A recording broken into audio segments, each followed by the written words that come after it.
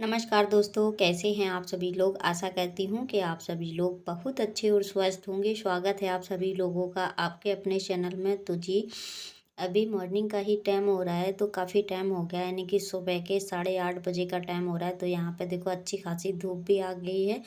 जैसे जैसे अब सर्दियाँ ख़त्म होती जाएंगी, वैसे वैसे सूरज ना ऊपर चढ़ के आएंगे, तो आंगन में ना काफ़ी देर तक धूप रहेगी। जब सर्दियों में ज़रूरत पड़ती है मुझे, तो मुझे धूप नहीं मिलती है। बाकी अब ज़रूरत नहीं है इतनी, तो धूप आती है।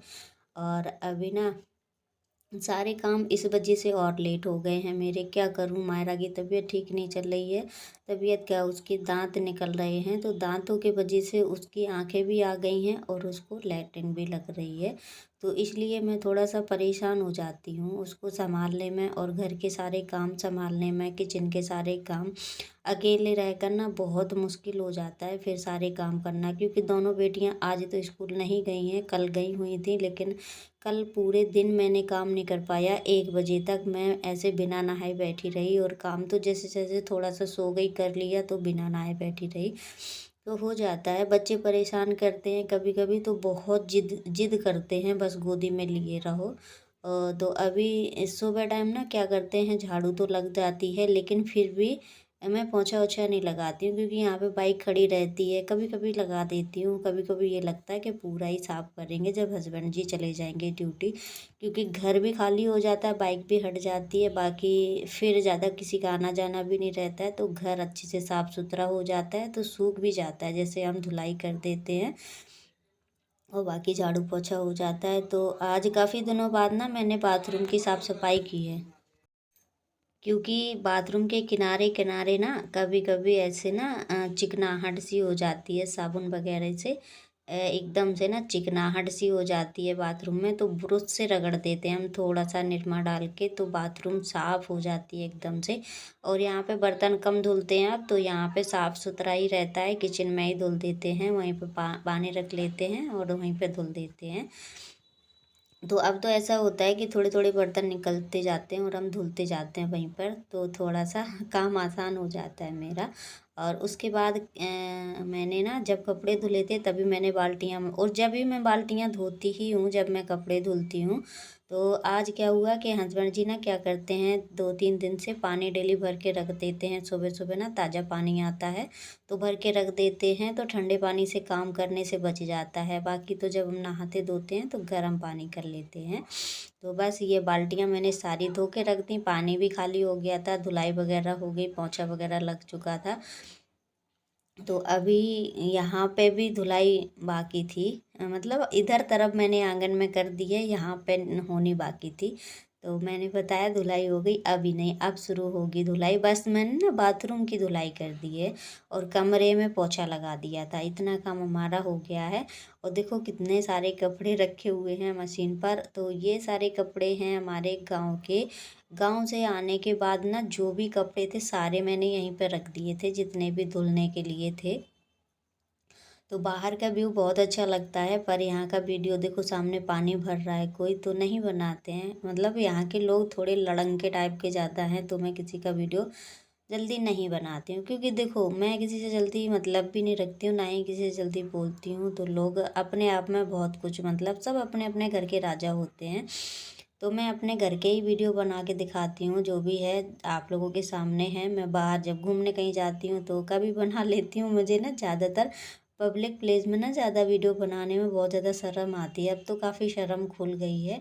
तो देखो सारे कपड़े मैंने घर का काम सारा कर लिया है, धुलाई पुछाई सारा कुछ हो गया, झाड़ू पोछा से लेके। और अब हम करेंगे कपड़ों की धुलाई। तो मशीन लगा दी है मैंने। सबसे पहले बेटियों के कपड़े मैंने डाल दिए हैं, छोटे छोटे से जो कपड़े हैं, क्योंकि जो हस्बैंड जी के कपड़े रहते हैं उनमें बहुत ज़्यादा टाइम लग जाता है, क्योंकि जीन्स के पैंट रहते हैं, वाइट शर्ट रहती हैं, तो ज़्यादा गंदे रहते हैं, तो ज़्यादा टाइम तक चलानी पड़ती है मशीन। और बेटियों के जो ऊनल वाले कपड़े हैं, छोटे छोटे मायरा के कपड़े हैं, उनमें ज़्यादा टाइम नहीं लगता है। पर हाँ, एक बात तो है, गांव गए हैं, गांव के कपड़े इतने ज़्यादा गंदे थे कि क्या बताएं, क्योंकि वहाँ पे जो गांव की पीली मिट्टी थी कमरे में, तो लिपाई तो हुई नहीं थी उस पे, क्योंकि इतनी सर्दी पड़ रही थी, तो मैं लिपाई कैसे करती। अब कभी जाऊँगी तो लिपाई ज़रूर कर दूँगी, अच्छे से आगे भी मिट्टी बिछा दूँगी। तो उस घर को मैं ज़्यादा नहीं बनवाऊँगी, वहाँ पे ज़्यादा पैसा वेस्ट अभी नहीं करूँगी, क्योंकि मुझे रहना भी नहीं है। मैं 2 4 10 दिन के लिए जाती हूँ और अपना आ जाती हूँ।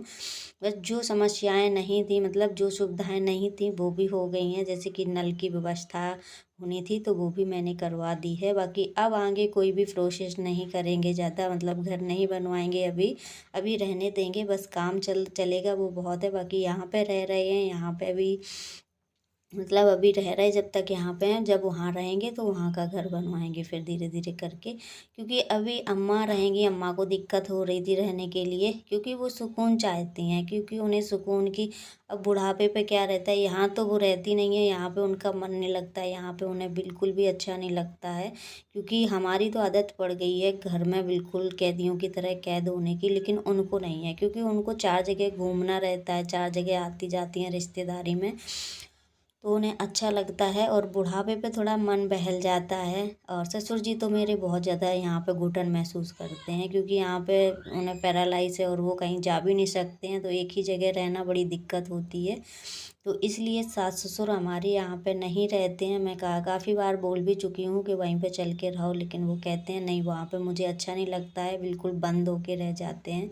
तो भाई ये सिटी है, सिटी में किसी के दरवाजे पे भी जल्दी नहीं बैठते हैं, अच्छा भी नहीं लगता है, कोई बोलता भी नहीं है सीधे मुंह, सच बताएं। और यहाँ पे ये है कि खुद बोल जाओ तो ठीक है, नहीं तो कोई किसी से मतलब नहीं रखता है, सब अपने अपने घर में रहते हैं, घर से। और अगर बाहर भी बैठेंगे तब भी ढंग से नहीं बोलेंगे, ये ऐसा मतलब माहौल है यहाँ का कुछ। और गाँव में मतलब वहाँ पे उनकी आदत पड़ गई है, सभी के पास बैठना उठना रहता है, तो अच्छा लगता है। इसलिए कहते हैं बूढ़े बुजुर्ग जो भी रहते हैं उन्हें गाँव में ही रहने दो, तो उन्हें वहाँ पे ही सुकून मिलता है। बाकी सिटी में उनका दम घुटता है बहुत, मैं तो खुद से ही जानती हूँ, मुझे भी बिल्कुल अच्छा नहीं लगता, लेकिन क्या करें, बच्चे पढ़ रहे हैं, मजबूरी है यहाँ पे रहना मुझे, बच्चों के अच्छे भविष्य के लिए। वहाँ पे रहेंगे तो वही वही गांव के तरीके ही सब सीखेंगे। तो देखो काफ़ी कपड़े हो गए थे, मैंने एक रस्सी और बांधी, तीनों रस्सी भरी पड़ी हैं। बाकी खटिया पे भी कपड़े पड़े हैं काफ़ी, जितने भी कपड़े थे छोटे बड़े सभी धो दिए हैं। सिर्फ हमारा स्वेटर और शाल रह गया था, तो वो इसलिए मैंने छोड़ दिया था कि निरमा ख़त्म हो गया था, थोड़ा सा बचा हुआ था, तो फिर मैंने कहा थोड़ा बहुत रहने देंगे, जैसे हम बर्तन साफ़ करने लगते हैं, तो फिर थोड़ा ही बचा था, मैंने कहा कल देखेंगे फिर अपने कपड़े स्वेटर वगैरह। और अभी इनकी मैम पढ़ा के चली गई हैं, तो थोड़ा सा वीडियो शूट कर रहे हैं। जैसे ही इनकी मैम यहाँ से जाती हैं और मायरा का तांडव शुरू हो जाता है, इन दोनों को पढ़ना मुश्किल कर देती है, इनको नीचे भागना पड़ता है कॉपियाँ लेके। तो अभी 6 बज रहा है और मुझे ना घड़ी में दिखाई नहीं दे रहा था, जैसे कि कभी कभी नहीं आंखें ज़्यादा धुंधली हो जाती हैं, मैं ना मतलब अब खुद का ही ऐसे फ्लैक्स जला के हम वो बना रही थी, तो आंखें धुंधली ही है, देखो कैसे कर रही है ना, मेरे आंखों की तरह सीख गई है। मुझे ना कम दिखता है तो मैं ऐसे ही आंखें करती हूँ, तो ये सिर्फ हमें ही देख के करने लगती है।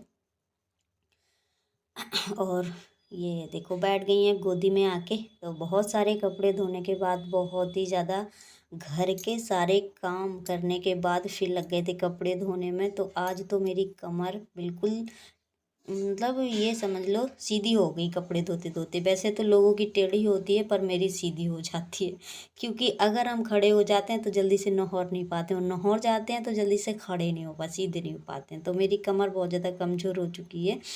और इनके पापा लाए हुए थे ये सौंधी हर, जो कि मायरा को बिल्कुल भी पसंद नहीं है। थोड़ा सा उसने खाए और तुरंत थूक दिया, मना करने लगती है उसको। और देखो मायरा कितनी मतलब समझदार है।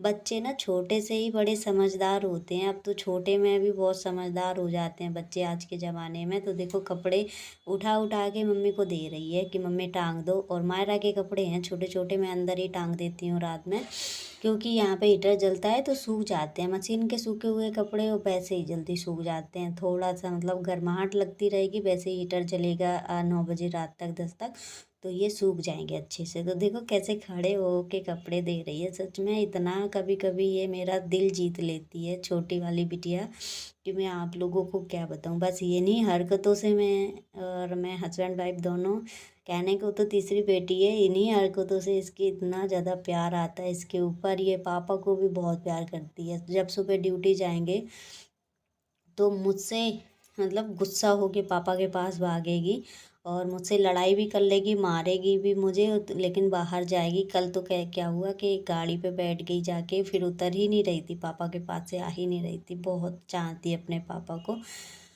और देखो सारे कपड़े मैंने टांग दिए हैं और इन लोगों की ना पढ़ाई हो चुकी है, बस बैठी हुई थी, इंतज़ार कर रही थी कि मम्मी टीवी चालू करने के लिए बोल दे। पर मैं इनसे क्यों नहीं बोलती हूँ, क्योंकि कभी कभी ये बहुत ज़्यादा मक्कारी दे जाती हैं। मक्कारी कैसे कि जैसे कि मैम इनकी पढ़ने याद करने के लिए दे जाती हैं, तो कभी कभी ये याद ही नहीं करती हैं, तो मुझे फिर गुस्सा आती है। तो मैं यही बोलती हूँ पहले अपनी पढ़ाई पूरी कर लो तब कुछ किया करो, क्योंकि ये बात भी सही है। अगर ये ऐसे हम लापरवाही थोड़ी सी करेंगे तो इनका ना और ही वो बढ़ता है मनोबल। अगर हमें पेरेंट्स ही लापरवाही में रहेंगे, बच्चों को नहीं ध्यान देंगे कि क्या करना क्या नहीं, तो बच्चे पढ़ेंगे ही नहीं ना आगे, उनको डर ही नहीं रहेगा किसी बात का। लेकिन हाँ, जिन मैम से मैंने कोचिंग लगवाई है वो अच्छे से क्लास लेती हैं, खूब तो पिटाई करती हैं जब ये नहीं सुनाती हैं। और मैं कुछ नहीं बोलती हूँ, क्योंकि बच्चों के भविष्य के बारे में मैं कुछ बोलना भी नहीं चाहती हूँ, क्योंकि जो अभी ये सीखेंगी वो इनके बड़े में काम आएगा, और अभी जितनी होशियार हो जाएंगी वो बड़े में भी इनके लिए अच्छा ही रहेगा। तो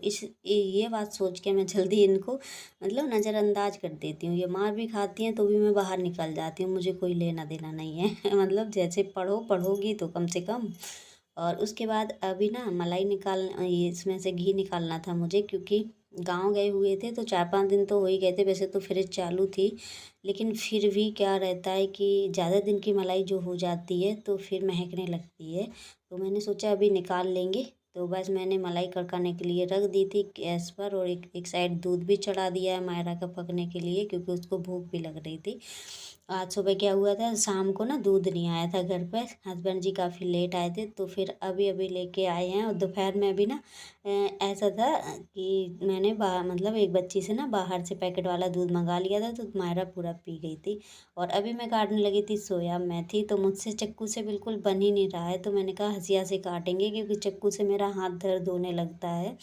और मलाई भी निकल आई थी, साथ में ये मलाई वाला खोया भी निकल आया था, जो कि बहुत ज़्यादा स्वादिष्ट लगता है खाने में। हमारे घर पे ये लोग ऐसे खा जाते हैं, बहुत ही अच्छा भी लगता है खाने में, एकदम रबड़ी की तरह लगता है। तो मैंने चीनी मिला दी है तो ये लोग अच्छे से खा गए।